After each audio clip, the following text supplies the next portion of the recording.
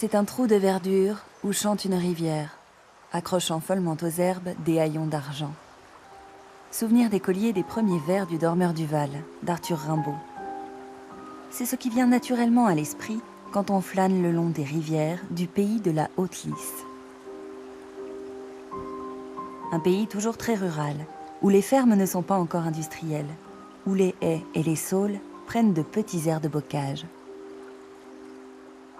Un pays d'eau que nous allons parcourir ensemble, en voyageant au fil de la Lys et de ses affluents, quand ils descendent des collines de l'Artois pour rejoindre la plaine des Flandres.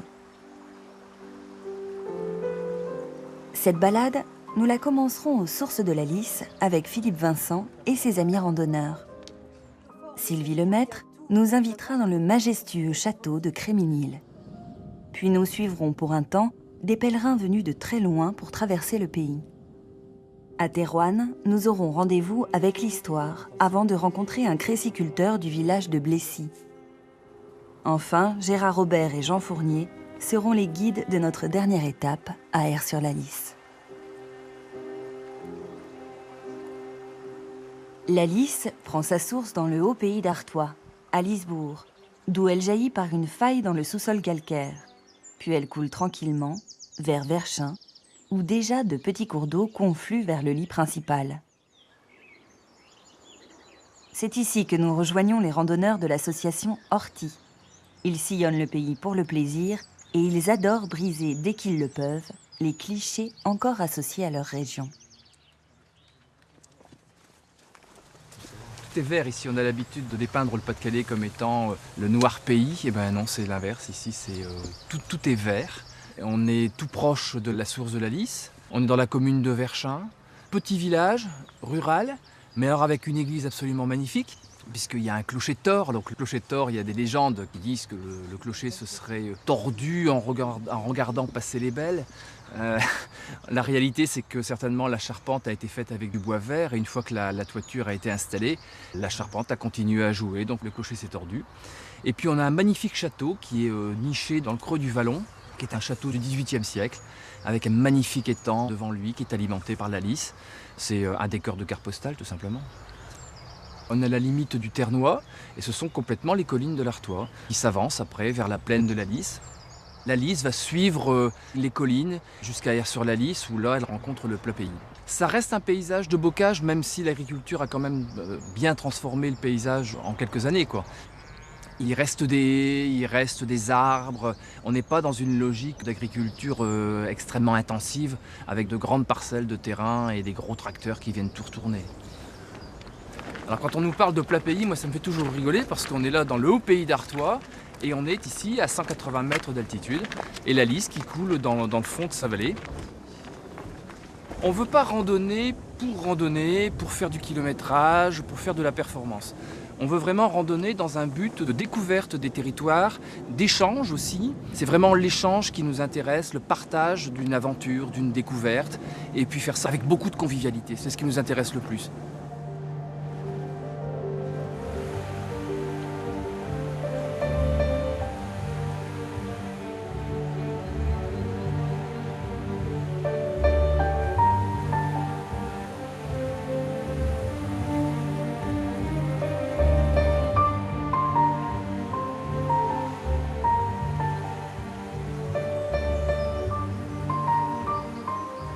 La Laquette est un joli petit affluent de la Lys. Son eau vive passe par Étré-Blanche et Liètre. Deux petits villages au patrimoine remarquable, puisqu'ils ont chacun leur château du XVe siècle. À Liètre, la forteresse médiévale, inaccessible, est cachée derrière de grands arbres. Mais à Étré-Blanche, Sylvie Lemaître nous accueille devant le château de Créminil, un conte merveilleux, flottant au milieu de ses douves. Vous arrivez au château de Créminil à Étré-Blanche, j'allais dire c'est un manoir de craie, comme disait son nom ancien, puisque c'était le manoir de Cras-Ménil. Petite forteresse qui nous vient du fond des âges, puisque c'est une forteresse, une mini-forteresse qui a 6 siècles. Alors ce petit château fort, mais j'allais dire qu'il y a tout d'un grand château fort par son système défensif, propose d'abord 2 ceintures de douves que l'on franchissait avec un premier pont-levis et un second pont-levis que vous voyez ici. Alors par rapport au système défensif, vous avez donc ce système d'accueil et vous avez aussi tout le système de meurtrière, à savoir donc des archères où on tire à l'arc. Vous avez sur une échauguette là-bas une meurtrière en croix qui est une arbalétrière qui permettait de tirer à l'arbalète. Vous avez sur votre gauche ici une meurtrière avec un rond. Donc c'était pour une canonnière. Alors je ne parle pas du canon, mais je parle de la coulevrine à l'époque. Et plus loin, vous avez donc une meurtrière à pelle ou à étrier qui permettait un tir oblique dans les douves. Vous voyez, par rapport à sa petite taille, je veux dire, il n'était pas prévu pour arrêter un siège. Ce qui permettait de défendre la région, c'était la multiplication de bâtiments armés de ce type-là, qui faisaient une frontière, tout simplement, une frontière qui permettait d'arrêter les assaillants. À savoir qu'à la Révolution française, celui qui était ici à 250 mètres a été abattu, a été rasé, et celui qui est à 500 mètres à vol d'oiseau existe toujours, puisqu'il s'agit du château de Liètre. C'est vrai qu'au premier abord, ce château présente une forme circulaire, mais en réalité, si on regarde de plus près, c'est un dodécagone, c'est-à-dire un polygone à 12 côtés, dont chaque angle est renforcé par une tour ou une échauguette ou un contrefort.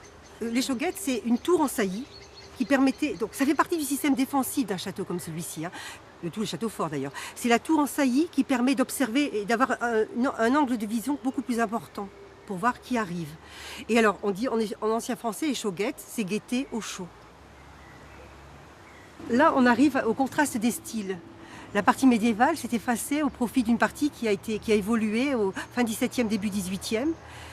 Le mur d'enceinte a été rasé sur cette partie sud et les façades ont été ramenées à l'équerre, construites en alternance de craie et de briques, comme on faisait beaucoup à ce moment-là, c'est-à-dire le rouge-barre, ce qui donne aujourd'hui un charme indescriptible à cette bâtisse.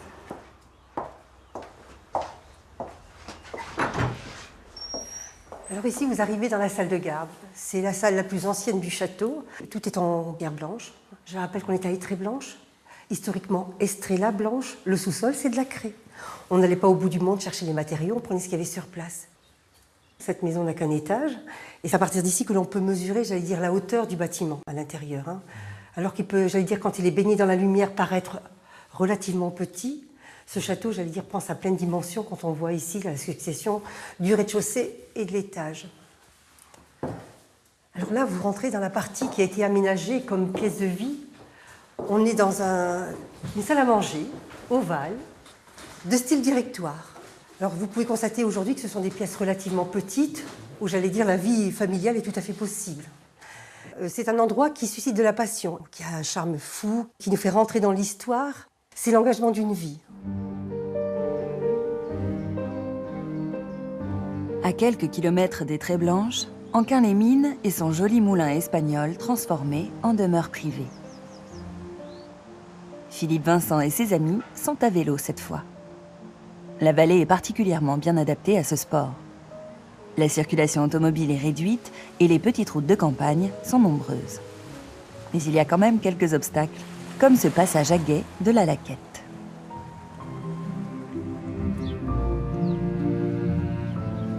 D'autres n'ont pas renoncé à leur brodequin. Laurence et Jay sont canadiens. Ils marchent sur la Via Francigena, la très ancienne voie qui vient de France. Comme le chemin de Compostelle, c'est une importante voie de pèlerinage médiévale qui mène de Cantorbéry à Rome. Elle traverse la vallée de la Lys en passant par Liètre, où nos deux pèlerins vont faire étape. C'est la 3e année que nous faisons cette route. À chaque fois, nous avons parcouru environ 850 km. Cette fois, nous marchons de Calais à Reims. Et comme ça, nous aurons terminé. Nous portons environ 11 kilos chacun, peut-être 12. Et c'est 4 kilos de trop pour ce genre de marche.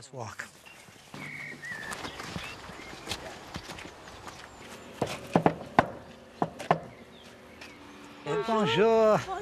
Bonjour. Comment allez-vous? Isabelle. Isabelle Marcotte a l'habitude d'héberger les marcheurs de la Via Francigena qui passent par son village. Parmi eux, beaucoup d'étrangers. Alors la communication n'est pas toujours facile. Vous parlez français? Non, je ne parle pas français. Laurence et Jay vont se reposer un peu avant de partager un repas avec les autres pensionnaires du gîte. Ce soir, ils vont tenir le haut de la table parce qu'ils viennent de bien loin et que l'on a très envie de comprendre ce qui les a poussés à quitter Victoria dans l'extrême ouest du Canada pour entreprendre cette longue marche en Europe. Laurence est catholique, mais Jay ne l'est pas. De toute façon, leur cheminement n'est pas une histoire de foi, mais de curiosité et de découverte. Nous voulions comprendre l'importance historique de cette région. Les guerres, l'évolution des frontières entre les différents pays, et à quel point c'était sensible ici. La Première Guerre mondiale, la Deuxième, toutes ces guerres. Au Canada, nous n'avons pas cette histoire. C'est simplement incroyable. Au Canada, 400 ans, c'est toute notre histoire. En Europe, 400 ans, c'est hier. Laurence et Jay ne sont pas des retraités comme les autres. Ils sont en pleine forme, ils ont choisi de vendre tous leurs biens pour marcher à la découverte du monde et à la poursuite d'un bonheur paisible. Le lendemain matin, Isabelle aide ses pensionnaires à retrouver leur chemin. Au passage, elle en profite pour raconter l'histoire de son village. Et son anecdote préférée concerne un jeu cher aux Anglais dont on dit qu'il aurait été inventé ici. Nous serions à l'origine du jeu de cricket anglais. La première partie de cricket aurait été jouée ici à Liètre en 1478. Dans l'enceinte du parc du château. Bye. Good road. Thank you very much. Embrassade, quelques photos souvenirs, et voilà nos pèlerins repartis sur la route de Rome.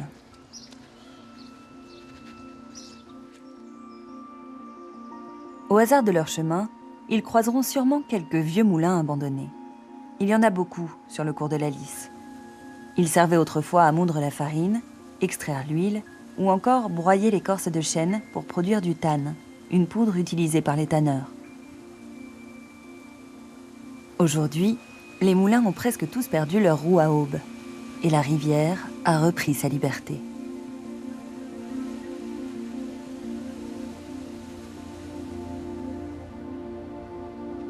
Sur le cours de la Lys, Thérouanne a été une cité très importante de l'Antiquité jusqu'au Moyen-Âge. Mais de ce passé glorieux, il ne reste plus grand-chose, puisqu'au XVIe siècle, Charles Quint a fait raser intégralement la ville. Sur le site archéologique, on devine à peine l'emplacement de l'ancienne cathédrale. Des fouilles récentes ont permis de révéler l'importance du site, mais pour que les ruines se conservent, faute de budget, il a fallu les remettre sous leur gangue de terre. Pourtant, dans le hameau de Niel, il reste quand même une très jolie petite chapelle qui a résisté aux foudres de l'empereur espagnol. C'est là que nous emmène Monsieur Chevalier, le maire de Thérouanne. C'est une église qui a été construite par des artisans locaux en utilisant la pierre des carrières. Ces statues donc datent du XVIe, XVIIe siècle. Alors cette chapelle a aussi la particularité d'avoir une cloche apparente, c'est-à-dire un campanile. C'est assez rare dans la région. C'est un bel édifice qui a traversé les siècles et que nous essaierons bien entendu dans le futur de protéger. Dernier vestige de notre cité détruite. Après le vélo et la marche à pied, Philippe Vincent continue son périple en kayak. Le parcours qu'il emprunte débute à Robec. Cette partie de la rivière est surtout connue des pêcheurs, car pour l'instant, ici, les canoës et les kayaks sont plutôt rares. Donc on est ici sur la Bune, qui est une toute petite rivière, 12 km de long avant de se jeter dans la Lys. C'est une rivière extrêmement calme.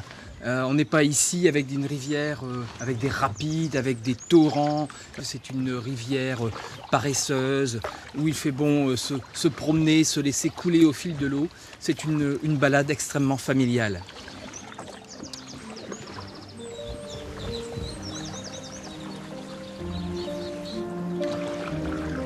Moi, je suis plutôt un amoureux du canoë-kayak au sens large et je suis toujours très frustré dans cette région du Nord-Pas-de-Calais de ne pas trouver suffisamment de parcours aménagés.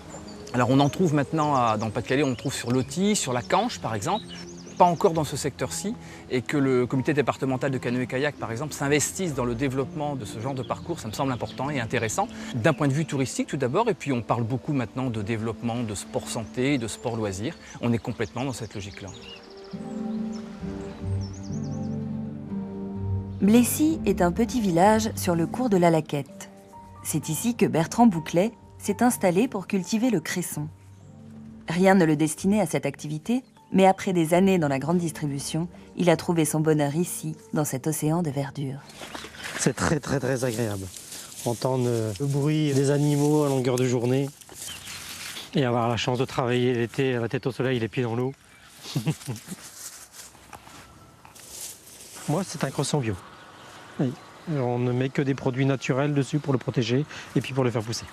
C'est une plante semi-aquatique. Donc grâce à ses racines, elle va se nourrir exclusivement dans l'eau. La terre n'est qu'un support, n'est pas un vivier nourricier pour elle. C'est un goût piquant poivré en bouche. C'est un peu comme la feuille de radis, assez prononcée en goût. C'est très agréable. Mais c'est aussi l'envers du décor, c'est que c'est tellement prononcé en goût qu'on aime ou on n'aime pas. Le cresson, on ne peut pas en produire partout. Cette culture a besoin d'une eau douce, renouvelée en permanence. Et pour cela, les créciculteurs s'appuient sur un phénomène mis en évidence au XIIe siècle par des moines de l'abbaye voisine de Lillers. Le puits artésien. Donc un puits artésien, c'est simplement un tube métallique que nos anciens ont descendu à la force de leurs mains, qui va chercher en dessous de la craie l'eau. Donc il descend à entre 25 et 30 mètres. Et ça permet à l'eau de jaillir naturellement, sans aucune pompe, rien que par sa force, remonter, puis alimenter et nourrir le cresson. On n'a rien à faire, l'eau jaillit toute seule. C'est de l'eau qui vient des collines avoisinantes, donc qui descend en dessous des craies, et qui, avec la pression, va remonter toute seule ici. Il suffit de faire un petit trou, puis hop, l'eau jaillit tout seul.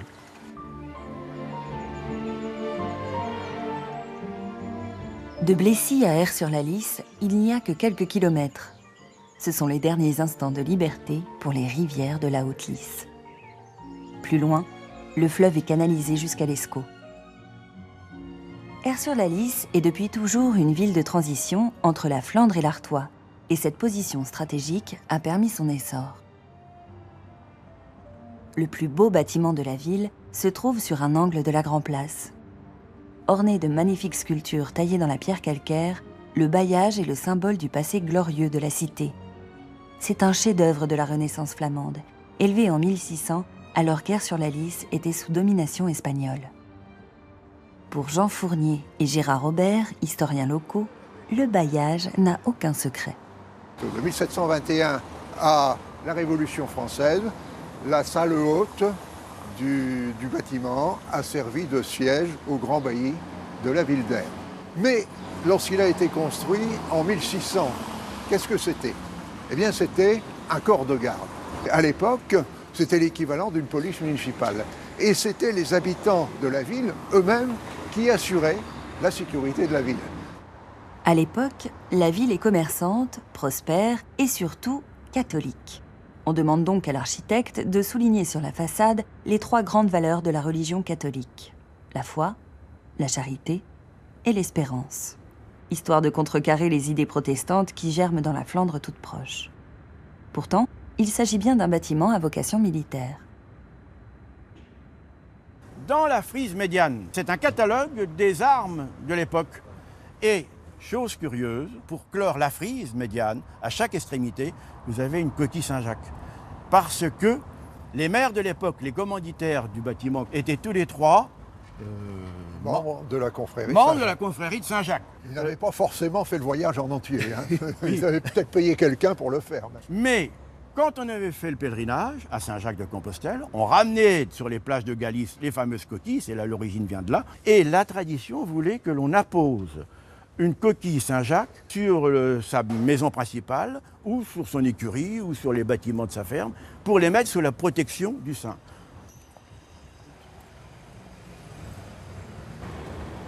Regardez sur l'attique. L'attique, c'est la partie qui couronne l'édifice. Cette frise représente les 4 éléments. Premier élément, l'air. Le deuxième personnage représente la terre. Troisième personnage, c'est le feu. La 4e table représente l'eau. On est là en plein dans l'esprit de la Renaissance. Les humanistes disent que Dieu a donné à l'homme... Qu'as-tu fait de ton talent ? Les quatre éléments pour lui permettre de vivre. Hein. Et on en a la preuve avec ça, les humanistes mettent l'homme au centre de l'univers. Et ça, c'est une véritable révolution, parce que jusqu'alors, c'était Dieu qu'on situait au centre, et là, révolution, c'est l'homme. Cependant, Dieu a su garder une belle place au cœur de la ville. La collégiale Saint-Pierre d'Aire-sur-la-Lys est l'édifice le plus haut de la cité, 65 mètres de hauteur, 105 mètres de longueur. Elle a les dimensions d'une cathédrale, mais n'en porte pas le titre puisqu'elle n'est pas le siège de l'autorité épiscopale. À cet emplacement, il y a d'abord eu une église romane construite au XIe siècle. Elle a été détruite et remplacée au XVe par une nouvelle église de style gothique brabançon plutôt sobre, allée en briques et pierres calcaires. Le spécialiste de la collégiale, c'est M. Ferlin. Professeur d'histoire à la retraite, il connaît parfaitement l'histoire de ce bâtiment qui n'a pas été épargné par les nombreux sièges et les multiples batailles autour d'Aire-sur-la-Lys. C'est une histoire de destruction et de reconstruction. Et la reconstruction la plus longue, se fera jusqu'en 1786. En fait, nous en sommes au règne de Louis XVI et nous sommes encore en train de terminer cette reconstruction. Elle a une originalité du fait de ces reconstructions, parce que vous avez la cohabitation du gothique et du classique et même du baroque, des décorations baroques. La collégiale connaîtra encore une destruction partielle en 1944. Le chevet ne sera réouvert qu'au milieu des années 80. Dans le chœur, il y a une jolie statue, toujours fleurie. C'est Notre-Dame Panetière. Cette vierge aurait permis de faire entrer du blé dans la cité au cours d'un des nombreux sièges qu'elle eut à subir. Notre-Dame qui donne le pain. Cette vierge a fait l'objet d'un culte au fil des siècles. Et alors le drame, c'est quand cette statue a littéralement explosé en 1944. Il y a eu un mouvement de piété populaire absolument extraordinaire pour faire le puzzle de cette statue, reconstituer cette statue. Et elle est rentrée solennellement dans la collégiale en 1954. Cet édifice a vécu des tourments incroyables. La folie des hommes. Et la Vierge est toujours là. Pour chanter les louanges de Notre-Dame Panetière, les Airois ont la chance de posséder ce magnifique orgue baroque, datant de 1633.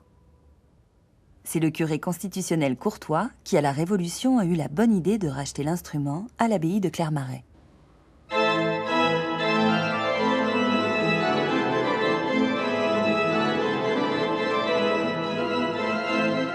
Son buffet baroque est classé monument historique, ce qui n'est pas pour déplaire à Pierre-Richard Dehaye, professeur d'orgue à l'école de musique d'Aire-sur-la-Lys.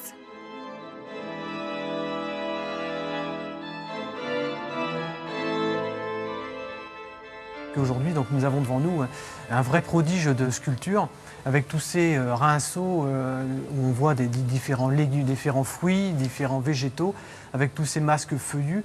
Et malgré la surabondance de toutes ces sculptures, je trouve que ça ne nuit pas du tout à la légèreté de l'instrument. On a vraiment l'impression, quand on le regarde avec du recul, d'une colombe qui s'élève, et ça joue vraiment le côté qu'il devait jouer, donc iconographiquement, lever les yeux vers le ciel, pour montrer qu'il y avait un au-delà et que le plus grand était au-dessus de nous.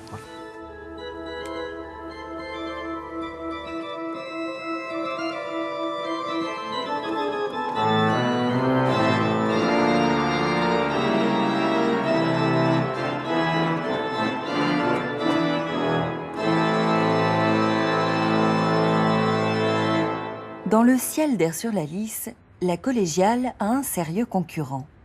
Un beffroi du XVIIIe siècle classé au patrimoine mondial de l'UNESCO. De style baroque, il a été construit en même temps que l'hôtel de ville. On peut le visiter et grimper les 236 marches qui mènent à son sommet. Mais il reste un petit doute sur la hauteur réelle du bâtiment. 58 mètres et 45 mètres. 40 toises. 50 toises.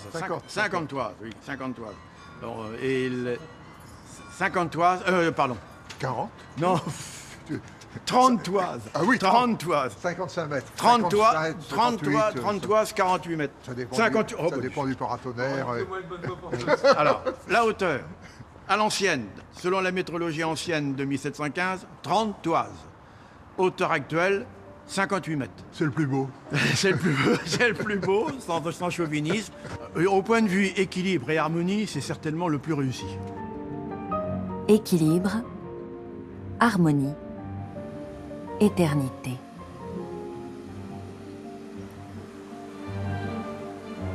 Le trou de verdure de Rimbaud, accrochant follement aux herbes des haillons d'argent, et toujours un petit val qui mousse de rayons. Il n'y a heureusement plus de tristes dormeurs au trou sur le côté. Ici ne reste que la paix. Et les seules taches rouges que l'on peut y voir, ce sont les fleurs du printemps, ou bien encore le soleil qui se couche.